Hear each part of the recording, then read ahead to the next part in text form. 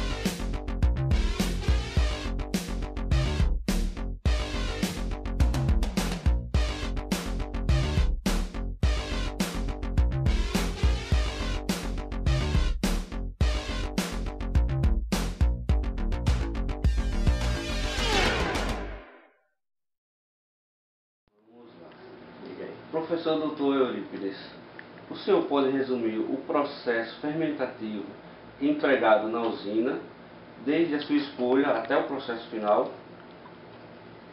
Bom, o processo fermentativo que acontece nas usinas que produzem álcool, ele inicia com a escolha de uma levedura indicada, mas em grande parte das usinas não ocorre essa seleção de levedura, O que acontece é que o processo começa com as leveduras que vêm no caldo, que vai ser utilizado como substrato para fermentação. E algumas usinas que já têm uma visão um pouco mais à frente, elas partem de uma cepa isolada. Normalmente essa cepa é isolada do próprio processo fermentativo e geralmente são leveduras que têm um desempenho melhor durante a safra e se procura associar o desempenho da fermentação, o rendimento de fermentação com aquela levedura que está naquele momento e que seja uma levedura que tenha uma condição de predominância no próprio processo fermentativo durante todo o período de safra. Então o que acontece? Por processos como o que a gente faz aqui no laboratório, utilizando mecanismo de DNA, de sonda de DNA, a gente consegue acompanhar aquela levedura que entra no processo, que ela consegue dominar o processo. Então a gente faz um acompanhamento mensal ou 2 vezes por mês dessa levedura que está dominando o processo através de técnicas moleculares, utilizando padrões de DNA. E isso aí a gente acaba isolando uma levedura mais adequada que vai servir como starter ou como iniciador de um processo fermentativo posterior ou da safra seguinte. Então isso seria assim, o passo inicial, que seria a escolha da levedura. Então, uma vez escolhida essa levedura, o processo inicia com a formação de massa celular. Ou seja, você tem que ter uma concentração de células grandes, a nível de pré-fermentador, que são tanques onde se multiplica essa levedura, utilizando nutrientes, utilizando aeração para que ocorra uma multiplicação muito grande dessa massa celular. E depois isso é transferido para as dornas, que são recipientes maiores do que um pré-fermentador. Geralmente as dornas têm 300 ml, 400 ml. E o inóculo corresponde a 10% desse volume. Seria o que? No caso, 30 ml, 40 ml de inóculo, dessa levedura selecionada. Isso é transferido para o processo fermentativo e, simultaneamente, se adiciona nessa dorna, ou nesse tanque de 300 ml, se adiciona um substrato, que pode ser o caldo de cana puro, no caso de uma destilaria anexa, no caso de uma destilaria autônoma. E quando é destilaria anexa, geralmente se utiliza também o melaço, que é um resíduo ou um produto final da produção de açúcar. Então o que acontece?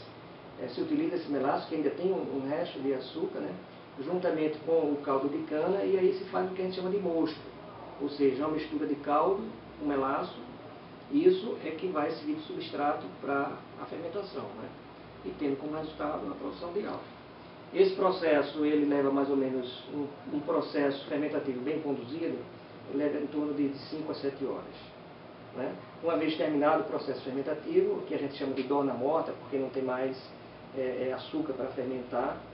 Então, todo esse volume aí é bombeado para turbinas, né, ou centrífugas de grande capacidade, geralmente 70, 80 metros cúbicos por hora, né, onde vai haver a separação da levedura de novo, que é chamado leite de levedura, do vinho, que é exatamente o álcool que foi produzido ali. Esse vinho ele vai para uma dorna volante, que é uma dorna onde armazena todo esse material, e o leite de levedura volta de novo para o pré-fermentador para iniciar o processo fermentativo. E da dorna volante, esse vinho ele é bombeado para as colunas de destilação, onde vai separar o álcool da vinhaça. Né? Então, em resumo, esse seria o processo fermentativo. Como é feita a seleção de leveduras para ser utilizada nesse processo? Olha, como falado anteriormente, a seleção de levedura é feita durante a safra, para que você faça uma seleção de leveduras para utilizar na safra seguinte. Porque o ideal é você fazer uma seleção de leveduras da própria região. Por exemplo, você tem uma levedura selecionada no estado de São Paulo e você traz ela para cá, aqui no Nordeste. As condições são diferentes, as condições de solo são diferentes, as variedades de canas são diferentes, o clima é diferente, entende? Então, ela pode ter um desempenho bom, tão bom quanto tem em São Paulo, ou também pode ter um desempenho pior. Então, o que é que o nosso laboratório recomenda? Que a seleção de leveduras seja feita na própria região, durante o período de safra, fazendo um acompanhamento por DNA, mensalmente, durante todo o período de safra. Então, aí a gente vai identificar os perfis genéticos, né, que estão associados a desempenho fermentativo. Então, por exemplo, se a safra começa em agosto e eu começo a analisar em agosto até o final da safra, fevereiro, eu vou ter todos os meus padrões genéticos ali da levedura que entrou e conseguiu manter no processo com um excelente desempenho fermentativo. Então, eu seleciono essa levedura em cultura pura, né, com o padrão genético identificado, e eu tenho condição de, como eu faço um trabalho genético acompanhado por DNA, utilizando sondas de DNA, de identificar essa levedura em qualquer momento, em qualquer lugar. Entende? Então, eu, uma vez com essa levedura pura, eu utilizo ela como starter ou como iniciadora, uma levedura iniciadora, uma cepa iniciadora da futura fermentação na safra seguinte. Então, o que acontece? Essa levedura selecionada, a gente procura ter ela numa concentração mais alta possível dentro da dorna de fermentação, para que ela mantenha a sua predominância e assim mantenha também o desempenho fermentativo esperado, né? Agora, é importante dizer que não existe levedura milagrosa. Tá? Você tem que dar as condições necessárias, condição microbiológica, de asepsia, uma boa condição, que ela tenha condição de competir dentro da dorna em condições favoráveis. Se você tem uma levedura boa, mas você tem um processo ruim, mal conduzido, entende? Com infecção por bactéria e com temperaturas altas e com condições de nutriente também não muito boas, essa levedura não vai mostrar o potencial que ela tem. Então, você tem que ter uma levedura bem selecionada, com uma ferramenta molecular adequada, e você tem que ter um processo adequado também, que é você ter uma boa condição nutricional dessa levedura, né? Porque no substrato você tem essas condições também, mas às vezes depende. Quando a usina é anexa, ela trabalha mais com mel do que com o caldo, e o caldo tem todos os nutrientes necessários para a levedura, mas o mel não. O mel já é mais pobre, então você precisa suplementar com nutrientes, e nem sempre isso é feito. E se espera que a levedura tenha o máximo de rendimento, e muitas vezes não acontece. Então a gente está ligado também às condições do processo fermentativo. Né? Qual o gênero de leveduras utilizada no processo? Olha, o gênero sempre é o gênero Saccharomyces, né? E a espécie é a espécie Saccharomyces cerevisiae. Eu não conheço uma outra espécie de levedura que tenha um desempenho com a Saccharomyces cerevisiae. Só que dentro da própria espécie Saccharomyces cerevisiae você tem toda uma variedade, né, de linhagens que apresentam performance diferente em função do rendimento fermentativo. Às vezes até você tem uma linhagem. Linhagem é uma variação dentro da própria espécie, né? Você tem uma linhagem que tem um bom desempenho fermentativo, mas ela não é boa competidora dentro da dorna. Ou ela não suporta a pressão do CO2, ou ela não suporta uma temperatura mais elevada, porque o processo fermentativo também tem que ter um controle de temperatura muito justo também. Porque se ela passa de 36 graus, começa a favorecer o desenvolvimento de bactérias e desfavorecer, né, a levedura em termos de viabilidade. Ela começa a perder viabilidade, então você tem uma célula grande com uma viabilidade pequena e um nível de bactéria alto. Então, tem leveduras que suportam temperaturas mais altas e conseguem competir, tem outras que não suportam, ou não suportam competição com outras leveduras selvagens que também estão dentro da dorna. Existem leveduras selvagens que vêm do campo também, são leveduras nativas, que elas muitas vezes têm um poder muito grande de se implantar naquele nicho ecológico ali e se manter competindo ali pelo açúcar para a sobrevivência, né? Porque tanto a bactéria quanto a levedura que está ali naquele processo, porque o processo fermentativo de produção de álcool não é um processo estéril, tá? Não é um processo estéril. Então a cana que vem do campo, ela vem com impurezas, vem cana doente, vem barro, vem areia, vem uma série de impurezas, que isso termina, apesar de no processo de extração sair boa parte disso, termina indo para a dorna também, né? Mas tem algumas destilarias que têm tratamento de caldo, então essa parte grosseira é floculada depois decantada e o caldo é um caldo mais purificado, né? Essas conseguem ter um rendimento melhor e um controle da fermentação em termos microbiológico também mais eficiente, né? Mas a espécie hoje utilizada e a de melhor desempenho é a Saccharomyces cerevisiae, né? E aí a importância da seleção é exatamente isso. Dentro da espécie Saccharomyces cerevisiae, qual a linhagem que tem um melhor desempenho? Então, por isso que nós preconizamos que essa busca seja feita dentro da própria região. Porque já são leveduras adaptadas a solo, a variedade de cana, entendeu? A todo o processo ali e tem mais sucesso de se sair bem no processo fermentativo, né? Que produtos são derivados desse processo? Olha, o principal produto do processo fermentativo, no caso das usinas de produção de álcool, é o próprio álcool combustível, né? Que a principal finalidade desse álcool é servir como combustível, né? O Brasil produz em torno de 30 bilhões de litros de álcool por ano, né? É o maior produtor de álcool combustível do mundo. Então, esse é o principal produto. Agora, existem algumas empresas, né, algumas destilarias, que também fabricam álcool fino, que a gente chama de álcool fino.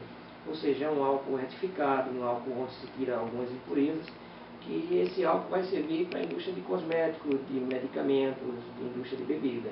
Que não é o mesmo álcool usado para automóveis, né, como combustível. Esse o álcool, é o etanol, é o álcool etílico, mas o álcool refinado, vamos dizer assim, né, onde se tira impurezas que não precisariam ser retiradas no caso do álcool combustível. Mas para fazer álcool fino, para bebida, para cosmética, para indústria farmacêutica, tem que realmente tirar essas impurezas. Então, mas não precisa mudar fazer outra destilaria. Não, a própria destilaria, a coluna, elas têm colunas específicas para retirar esses contaminantes, né, para fazer álcool fino, né? A vodka, por exemplo, é um tipo de álcool purificado, né? O álcool que entra na indústria de cosméticos, em perfumes e em bebidas tudo isso é o etanol purificado, retificado, né? Professor Dr. Eurípides, muito obrigado pela nossa entrevista, pela contribuição no nosso trabalho. Eu agradeço ao senhor. Foi um prazer poder contribuir, né? Sempre que a gente puder colaborar, estamos aí à disposição. Espero ter atendido aí a necessidade de vocês com relação à entrevista e o que vocês estavam querendo, né? Ok?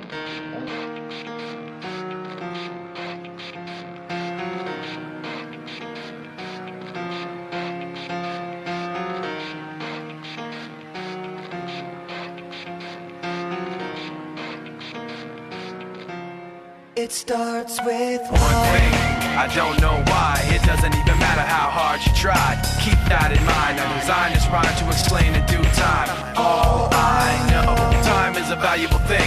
Watch it fly by as the pendulum swings. Watch it count down to the end of the day. The clock takes life away, it's so unreal. Didn't look out below. Watch the time go right out the window. Trying to hold on, didn't even know I wasted it all just to watch you go. I kept everything inside, and even though I tried, it all fell apart. What it meant to be will eventually be a memory of a time when I tried so hard and got so far, but in the end, it doesn't even matter. I had to fall to lose it all, but in the end, it doesn't even matter. One thing, I don't know why, it doesn't even matter how hard you try. Keep that in mind, I designed this rhyme to remind myself how I tried so hard. In spite of the way you were mocking me, acting like I was part of your property, remembering all the times you fought with me, I'm surprised it got so. Things aren't the way they were before. You wouldn't even recognize me anymore, not that you knew. Had to fall to lose it all, but in the end, it doesn't even matter. I put my trust